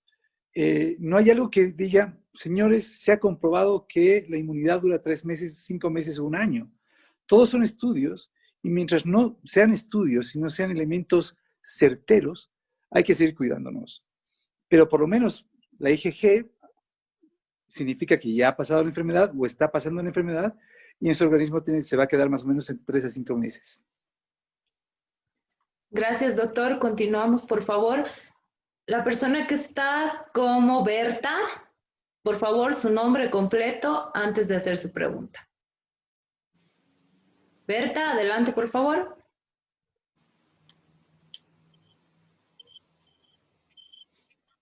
Hola, buenas noches. Buenas noches, adelante. ¿Cuál es su nombre, por favor? Muy buenas noches, doctor Irán. Mire, mi pregunta es la siguiente. Hace un mes exactamente, mi hermano se hizo hacer lo que es la PCR. Recién ayer acabamos de recoger lo que es el examen y obviamente salió positivo porque él ya estaba con problemas respiratorios, ¿ya? Hace una semana se hizo hacer lo que es la prueba rápida, ¿ya? Y hace 2 días también recogimos eso. Igual salió la IgM, IgG, positivo. Y a mi hermano le dice el doctor de Cosmil, mire que sigue teniendo el COVID, pero no puede contagiar, ¿ya? Fuimos a sedes y en sedes me dice lo mismo, que aún sigue teniendo el COVID, pero no puede contagiar. Ya es por ese motivo que consulto a otra doctora y ella me dice que sí tiene el COVID, pero aún puede contagiar. No sé por fin a quién creer, a cuál doctor creer, porque mi hermano está susceptible, supongo, a que él se vuelva a contagiar, ¿no? Del COVID, o aún a nosotros nos pueda contagiar, ¿no? No sé bien, doctor, por favor. A ver, doña Berta, así se llamaba mi mamá, es que ya la estimo mucho de antemano. Y siempre ha sido mi idea que cuando un médico cura, 2 médicos cuando se juntan complican y 3 médicos se empiezan a matar. Mientras más médicos se meten en el bollo, uno más problemas se hace porque hay más dudas. En cuanto al tiempo, para empezar, ya ha pasado un mes. Un paciente con coronavirus ya está curado.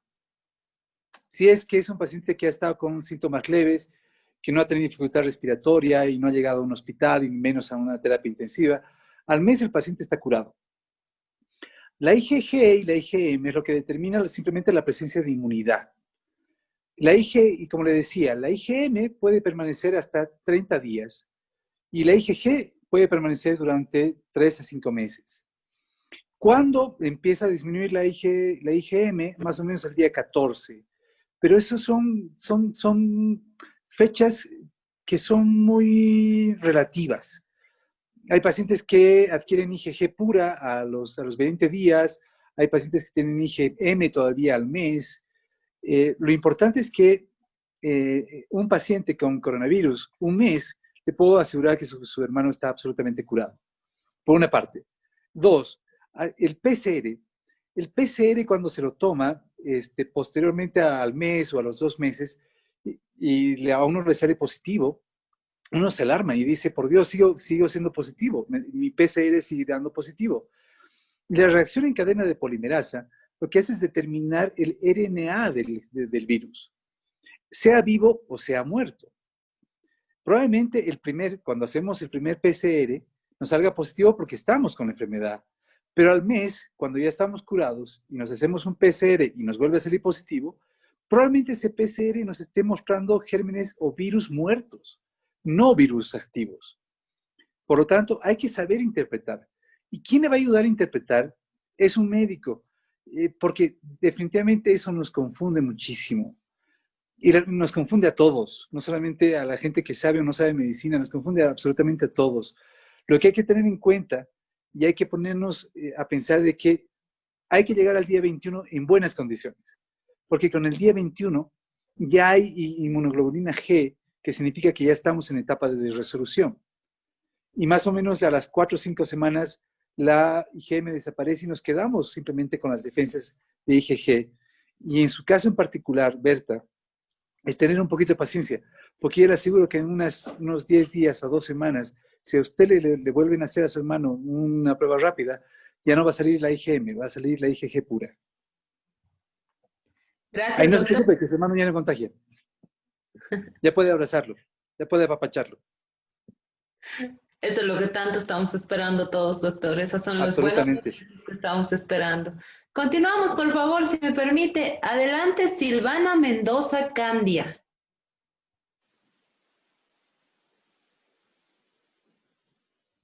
Silvana Mendoza Candia, ahí está. Adelante, por favor.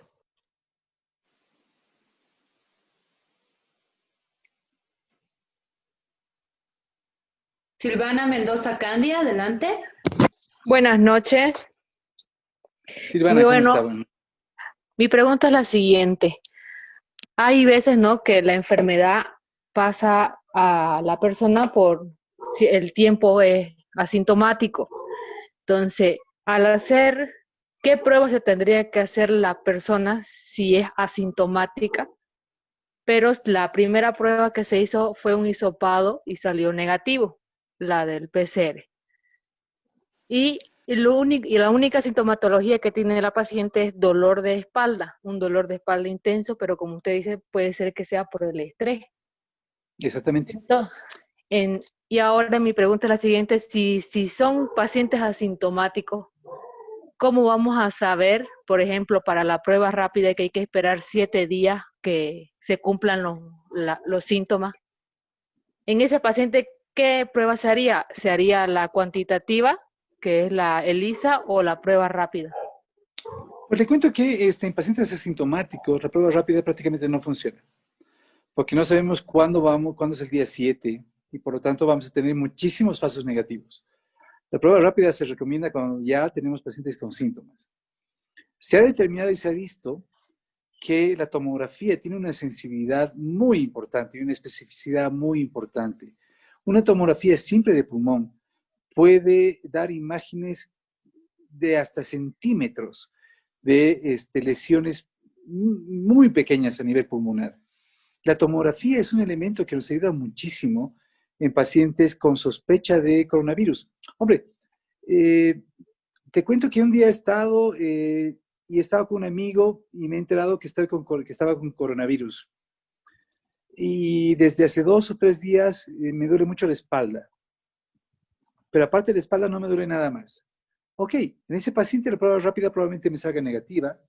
2, el PCR probablemente se haya tomado no de una manera adecuada o probablemente con un hisopo que no es el adecuado y por eso me haya salido negativo.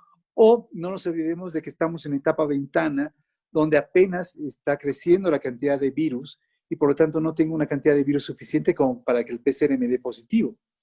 Pero sí, una tomografía simple de tórax me puede dar diagnósticos muy tempranos. En pacientes que hayan tenido contacto y hayan tenido sospechas y esté muy susceptible y tenga un poquito de dolor de espalda, una tomografía nos puede dar muchísimo para hacer un diagnóstico definitivo de que si tiene o no tiene la patología.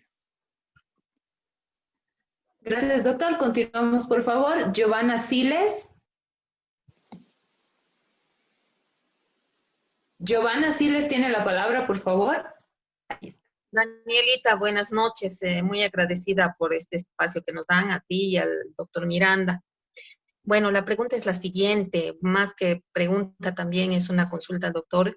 Yo he estado con mucha sintomatología, o sea, no específica del coronavirus, pero sí de resfrío y es más de garganta. Eso ha sido a finales del mes de junio. Me han tratado solamente por amistad. Un médico que tengo amigo me dijo que todas las patologías con sospecha se deberían tratar como de coronavirus. Entonces hemos empezado un tratamiento para coronavirus con acitromicina, antiinflamatorios y algunas de esas cosas, ¿no? Antigripales. Han pasado 7 días y no mejoraba. Hemos esperado otros 7 días, no mejoraba la garganta y hemos empezado con otro antibiótico, que era el Actron. Ajá, la levofloxacina. No, es la cefixima. Okay. Hemos empezado con la cefixima 10 días y todavía después de haber terminado eso, no pasaba la sintomatología de la garganta, era así como una picazón, un ardor, y han empezado a aparecer puntitos como ampollitas, o sea, se ha llenado así de puntitos mi garganta. Después el doctor me dijo que podía haber sido una reacción alérgica o algo así. Hemos tratado con corticoides y antialérgicos, pero ya son 45 días desde el primer momento y todavía sigue. Para descartar el coronavirus hemos hecho una prueba que era la prueba en sangre, la inmunológica, y me ha salido negativo. Pero ha habido una persona que también le han hecho esa misma prueba, ha salido negativo y después del tiempo ha salido positivo. Y yo quería saber, doctor, disculpe la molestia, pero si podía ser, digamos, que me haya salido un falso negativo, porque sí tengo dolores de espalda en la parte, pero también las asocio yo mucho al estrés, porque todos estamos estresados y todos estamos en una situación terrible, ¿no? Y yo más porque tengo un hijito que tiene patologías de base, tiene epilepsia, tiene asma bronquial, entonces es mi susceptibilidad de que yo pueda contagiarlo, ¿no? Entonces, esa es mi consulta, si podría ser que haya pasado por un coronavirus o podría ser también alguna otra enfermedad. Le Yo creo agradezco que mucho, doctor. por lo que usted me cuenta, yo creo que me pareciera que no. Me pareciera que no ha pasado por un coronavirus. No nos olvidemos, perdón, ¿cuál es su nombre? Giovanna Siles. Giovanna, no nos olvidemos que todos los medicamentos tienen efectos colaterales. Los antibióticos tienen sus efectos colaterales. Lamentablemente, cuando tomamos antibióticos y cambiamos antibióticos o tomamos diferentes tipos de antibióticos, uno de los efectos colaterales es que nos produzca hongos en la boca. Es muy frecuente que pacientes que estén con antibióticos produzcan hongos en la faringe, en la boca, y haya esa sensación de escozor, como si estuviéramos con miga en la garganta por la presencia de hongos. Si a los antibióticos asociamos corticoides, estamos haciendo un cóctel ideal para el crecimiento de hongos, que eso lo tiene que ver su médico tratante. Porque simplemente, probablemente, con un antimicótico, con algo que cure los hongos y un poquito de gárgaras, pues la molestia calme por completo. Porque lamentablemente, también es importante aclarar de que, ¿por qué bajan las defensas? ¿Por qué nos resfriamos? ¿Por qué nos enfermamos? Cuando hay estrés, el estrés y las emociones y la depresión, etcétera, hace que las defensas bajen. Si estamos con estrés, estamos ya con tensión, y a eso sumamos que estamos con antibiótico, y a eso sumamos que estamos con corticoide, la probabilidad de que nos salga hongos en la boca es muy alta.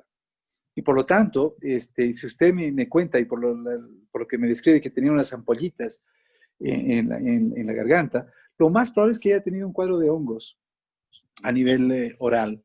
Entonces, yo creo que sería bueno de que su médico, que por lo que creo que es muy bueno, por el tratamiento que le ha dado también, vea la posibilidad de que no tenga una micosis oral. Ya, muchas gracias, doctor. Muchísimas gracias. Gracias, Danielita. Gracias, Giovanna, a ti por participar. Continuamos, por favor, con las últimas preguntas ya. Vamos con Melina Santos. Adelante, Melina, por favor. Les pedimos, por favor, que sean muy concretos al momento de realizar su pregunta para no alargarnos más. Gracias. Melina Santos, adelante.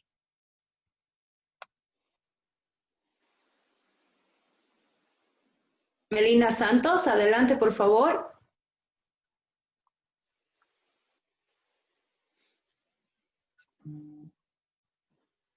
Bueno, al parecer Melina tiene problemas con su micrófono. Vamos avanzando, por favor. Willy Yugra, adelante, por favor.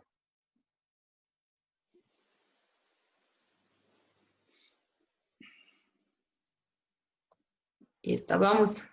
Vamos, por favor. Willy Yugra, ¿está atento?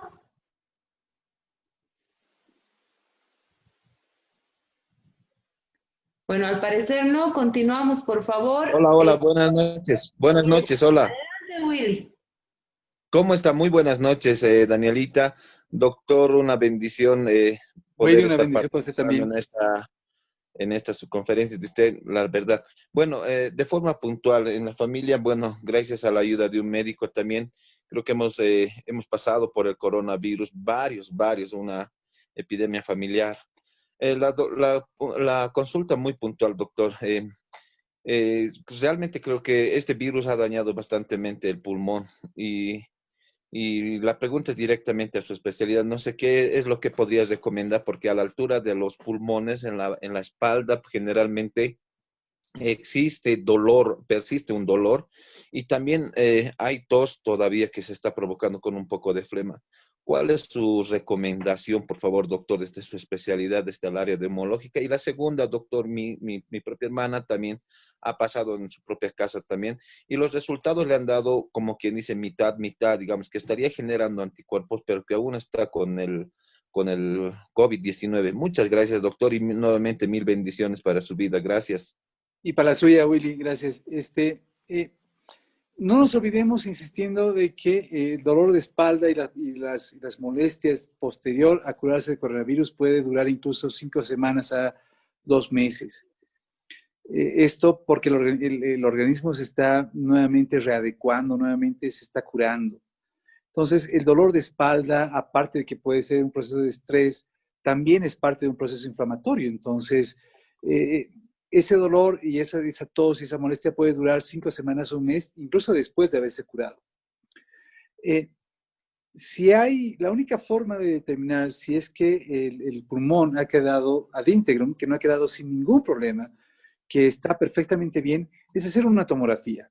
El problema de la tomografía es que no se la debe hacer muy seguida, porque la tomografía también, las imágenes tomográficas también tienen un lapso de tiempo en recuperar. Una tomografía no va a mejorar en 21 días. Probablemente una tomografía en 20 días usted vea que ha aumentado las lesiones pulmonares y eso nos causa más ansiedad. La tomografía se la debe hacer más o menos al mes o a los 2 meses de haber sido curado para determinar si ha quedado alguna secuela o no. Pero es importante determinar, Willy, de que usted no lo escucha con dificultad respiratoria, no lo escucho cansado, no lo escucho agitado. Y es algo importante porque cuando los pacientes quedan con alguna secuela respiratoria, generalmente la secuela es la fibrosis pulmonar. Son pulmones que se van acartonando, que no tienen no se extienden, no se dilatan como debían hacerlo, porque se van endureciendo, eso se llama fibrosis pulmonar. Y son pacientes que van quedando con esa dificultad respiratoria, pero usted lo escuchó muy bien. Y por lo tanto, no creo sinceramente que haya quedado con alguna lesión pulmonar, pero la única forma de saberlo es hacer una tomografía, pero como le digo, después de 1 o 2 meses de pasado el cuadro. Gracias, doctor. Las últimas 2 preguntas, por favor. Ignacio Blacut Terrazas. Adelante, por favor. Buenas tardes, doctor. Ignacio, ¿cómo estás? 2 consultas breves, ¿no? Primero, la citromicina tengo entendido que está en el protocolo, ¿no?, nacional de medicamentos, pero ¿qué pasa con los pacientes cardiópatas, ya que no pueden tomar este medicamento? ¿Y por qué medicamento se podría reemplazar? Y la segunda y breve consulta es, si es que, he leído muchos artículos, muchos estudios, ¿no?, del coronavirus, tema de sintomatología y demás, pero la mayoría es del exterior. Y le quería preguntar a usted, que está viéndolo de cerca, si hay alguna sintomatología o algún cuadro clínico que tenga similitudes, digamos, o cuáles son los síntomas más predominantes acá en La Altura, en La Paz, en Bolivia en general, ¿no? Y eso sería, doc. A ver, sobre todo la patología cardíaca, la complicación cardíaca se ha visto cuando hay una asociación de citromicina con hidroxicloroquina. Si tú has visto los artículos anteriores, la mayoría de los artículos hace 2 meses atrás o 3 recomendaban inicialmente iniciar tratamiento con hidroxicloroquina más acitromicina. Esa asociación es la que produce problemas cardiológicos. Esa es la asociación que produce problemas cardiológicos. Habitualmente la citromicina es muy bien tolerada por la mayoría de los pacientes. En aquellos pacientes que no puedan tomar por algún motivo, razón o circunstancia citromicina, la segunda droga de elección es la claritromicina. Si por alguna circunstancia no puede utilizar claritromicina, pues viene la levofloxacina, que son antibióticos muy buenos, que dan muy buena acción. Pero, como te digo, la asociación de la de la hidroxicloroquina con la acitromicina es la que ha provocado mayores riesgos cardiológicos que la acitromicina pura como tal.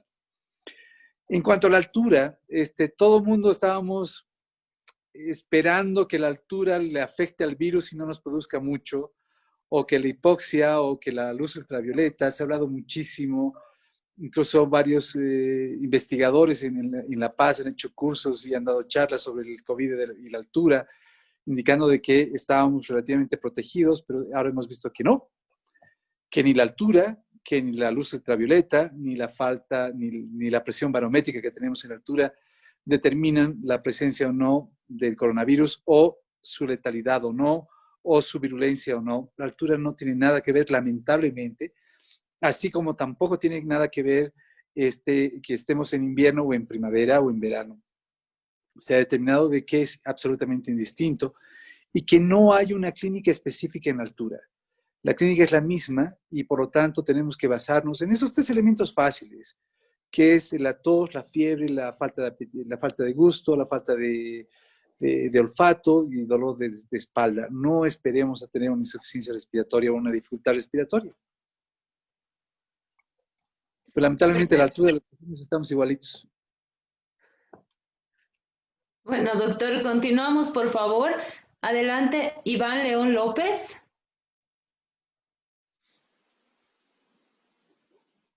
Aló, buenas noches, doctor. Un saludo cordial para su persona, como también para los que han organizado este evento. Muchas gracias. Tengo 2 preguntas para hacerle, doctor. La primera, ¿qué deberíamos hacer para poder tener el cuidado respectivo cuando hay bueno, en el caso de mi esposa, está en estado de gestación? ¿Qué cuidados debo tener con ella para que no pueda contagiarse, considerando que ella trabaja en una alcaldía, en provincia? Segunda pregunta, en caso de que una señora o mujer se pueda contagiar y está en estado de gestación, ¿qué podemos hacer? Porque es algo delicado, ¿no? Y esa sería mi pregunta, doctor. Muchas gracias por la atención. La gestación no se considera un factor de riesgo. Lo que hay que hacer definitivamente es los cuidados que debemos hacer todos. La utilización de barbijo, distanciamiento físico y lavado de manos. Es fundamental que las personas gestantes salgan a la calle cuando sea necesario salir, cuando realmente sea importante el ir a algún lugar en particular, y cuando salgan con todas las medidas de bioseguridad. La gestación es un elemento que determine que una persona sea más susceptible o no de tener coronavirus. Lo que sí determina es que tiene que tener muchísimo más cuidado. Y cuando una persona gestante está con la enfermedad, lo que se recomienda habitualmente es que las personas gestantes se internen, justamente para tener mayor seguimiento en este tipo de pacientes. Y en ellas sí se utiliza corticoides desde el inicio, no solamente para evitar el proceso inflamatorio, sino para la maduración del pulmoncito del bebé. No nos olvidemos de que cuando utilizamos corticoides, los pulmones del bebé también se fortifican y se van madurando mucho más rápido ante la probabilidad de un parto, perdón, de una cesárea programada antes de lo habitual. Pero insistiendo de que los cuidados tienen que ser los mismos. Gracias, doctor. Y bueno, tenemos ya la última intervención muy cortita, por favor, Patricia Flores. Ya estamos terminando. Adelante, Patricia, por favor.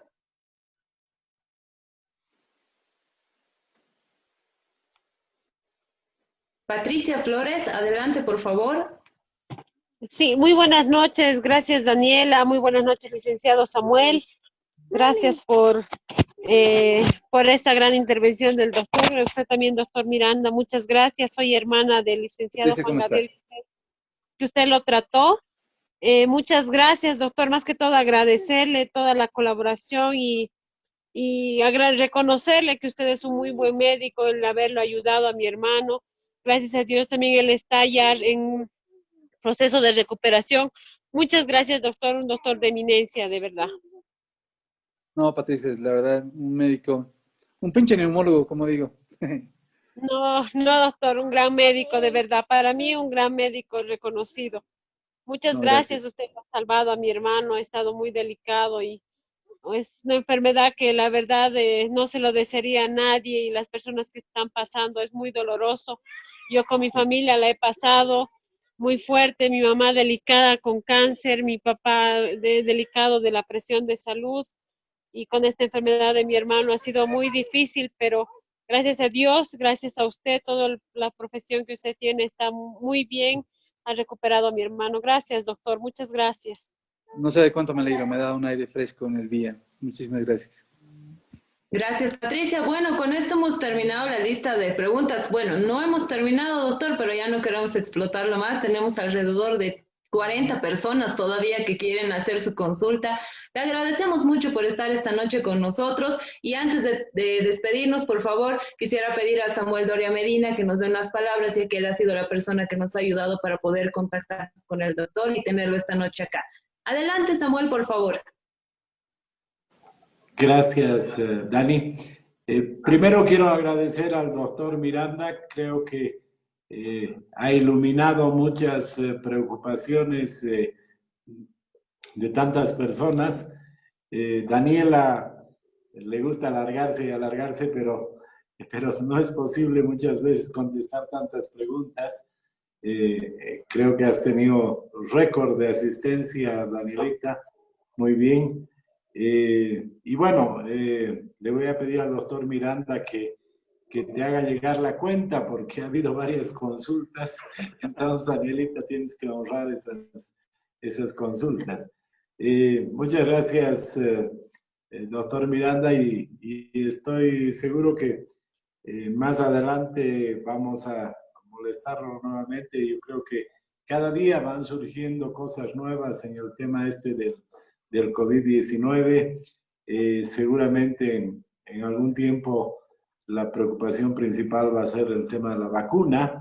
Entonces vamos a recurrir nuevamente a que nos acompañes para que tanta gente pueda escucharte y pueda hacer las preguntas respectivas. Muchas gracias nuevamente y Daniela, sigue adelante, está creciendo semana a semana esta actividad muy bien. Y buenas noches a todos ustedes. Muchas gracias, Samuel, por estar esta noche con nosotros y agradecerle al doctor Andrei Miranda por haber aceptado nuestra invitación. Sé que está muy ocupado en esta época tan complicada que estamos viviendo todos los bolivianos, pero de corazón y en nombre de las 1000 personas y más que se han conectado con nosotros, le agradecemos mucho por estar esta noche con nosotros y haber compartido todo su conocimiento con todas estas personas que han estado conectadas. Muchas gracias, doctor. En realidad, el agradecido soy yo, la verdad, por tomarme en cuenta. Gracias, de verdad. Estoy para servirles para cuando gusten, porque creo que la información es importantísima. Y tratar de reforzar el hecho de que debemos cuidarnos y cuidar a la gente que nos rodea es importante. Y reforzar el hecho de que tenemos que tener fe de que esto va a pasar y tenemos que tener un poquito de amor por el prójimo. Gracias, Daniela. Muchísimas gracias. Don Samuel. Gracias a todos, la verdad. Muchas gracias a todos por estar esta noche. Gracias a Samuel, gracias, doctor Miranda. Esperamos este taller haya sido muy beneficioso para todos ustedes. Estamos seguros que ha sido así. Y bueno, agradecemos, como les decía, a las 1000 personas que se han conectado con nosotros esta noche y comentarles que el siguiente martes vamos a seguir conversando sobre temas relacionados con el coronavirus. Vamos a hablar sobre la nutrición para subir nuestras defensas, para poder afrontar de mejor manera el coronavirus. Les mando un saludo cordial a todos y bueno, como ya es una costumbre para las personas nuevas que se han conectado con nosotros, por favor, regálenos una sonrisa para nuestra foto grupal virtual, que la van a poder encontrar en nuestras redes sociales y que quede un lindo recuerdo de esta actividad que hemos realizado. Gracias, Samuel, gracias al doctor André y gracias a todos ustedes por haber participado y los esperamos el día martes a las 18:30 a través de la Escuela de Género. Muchas gracias, buenas noches a todos, cuídense mucho y Dios nos bendiga. Gracias a todos. Hasta mañana. Permítame saludar, por favor. Regálenos una sonrisa, doctor, por favor, Samuel. Por favor, sonrían. No los queremos ver serios, es una época difícil, sin embargo, por favor, que nos quede un lindo recuerdo de este taller. Por favor, Silvana Mendoza, regálenos una sonrisa. Ahí tenemos a Paul Careaga también, que está, Gerardo, se ha quedado sin preguntar. Ya vamos a tenerlo nuevamente al doctor para que pueda compartir con nosotros. Verónica Eugenia también. Tenemos a Verónica Salvatierra. Les pedimos por favor a todos que puedan prender su cámara y nos regalen una sonrisa, que la van a poder encontrar en nuestras redes de Facebook de la Escuela de Género. Les pedimos que también se puedan etiquetar en ella para que sus amigos los puedan ver en esa red social. Laura Huaypa también está con nosotros ahí con su esposo seguramente. Patricia Cáceres, Lady Judith, Yuraidis Chipana, no sé si lo he pronunciado muy bien. Pedro Armando, gracias por estar con nosotros. Marco Antonio Miranda desde Santa Cruz. Tatiana Enrique, regálenos una sonrisa, por favor. Muevan la manito. Todos muy contentos por haber participado de este lindo taller. Gracias a Roberto Moscoso, que también nos ha ayudado para que este evento se pueda llevar a cabo. Gracias, Roberto. Un saludo cordial. Ludwig Hernán también está con nosotros, tenemos a Vito Elvis. Quiero agradecer de corazón a la radio Onda Verde que ha estado transmitiendo por su frecuencia radial en la ciudad de Cochabamba. Muchísimas gracias a Antonio Pino que ha estado con nosotros. Un saludo a Juan Carlos también desde el Valle Alto de Cochabamba. Tenemos a Judith Nadia. Por favor, les pedimos que prendan su cámara y nos regalen una sonrisa. Ahí tenemos a José Luis Carvajal también. Por favor, regálenos una sonrisa. Les pedimos que se conecten, que se etiqueten en nuestra foto grupal virtual. Ahí tenemos a Lili desde Colcapirgua, de la ciudad de Cochabamba. Agradecemos a todos los compañeros y amigos que se han conectado desde La Paz, Oruro, Potosí. Tenemos desde Sucre, tenemos gente de Tarija también, en Santa Cruz, Beni, Pando de la ciudad del Alto, ¿no? De los 9 departamentos se han conectado con nosotros. Regálenos una sonrisa y les pedimos que nos den un like en la página de la Escuela de Género y además nos vayan siguiendo para que puedan estar informados de los siguientes talleres que vamos a tener. Todo este mes lo vamos a dedicar a temas de coronavirus, entonces los invitamos a participar de los siguientes talleres. Como ustedes saben, este no tiene ningún costo, el doctor tampoco nos ha hecho ningún costo, es un tema muy importante que debemos realzar en nuestros profesionales bolivianos. Regálanos una sonrisa, ahí tenemos a Xiomara también, Carla de la Serna, tenemos a Naria Rangel, Tania Raquel, Daniela Ricaldi, Virginia Castro, Jessie Rearte, Paola Huacho que nos está saludando, un saludo, Virginia Castro también, Olga Quispe, Stephanie Arauz. ¿Quiénes más tenemos conectados? Ahí estamos, somos alrededor de 1000 personas en este nuevo taller de la Escuela de Género. Queremos agradecer también a Samuel Doria Medina por ayudarnos a contactar con el doctor y siempre nos está apoyando él en estos talleres de la Escuela de Género, un compromiso que él tiene con nosotros. Continuamos, por favor, Heidi Cabezas, Agustín Sotes, ahí tenemos a Henry que nos está regalando unas sonrisas. Saludos a todos ustedes que están ubicados en diferentes ciudades de nuestro país. Cuídense mucho, Dios nos bendiga. Les pedimos a las personas que faltan, por favor, vayan prendiendo sus camaritas y regálenos una linda sonrisa para nuestra foto grupal. Un saludo a Fabi, que está ahí muy seria. Fabi, regálenos una sonrisa. Heidi Cabezas, tenemos a John Larrea, también Edwin Bautista, Carlitos, que está ahí regalándonos una sonrisa. Heidi Cabezas, también ya le habíamos mencionado. Nelly Maritza.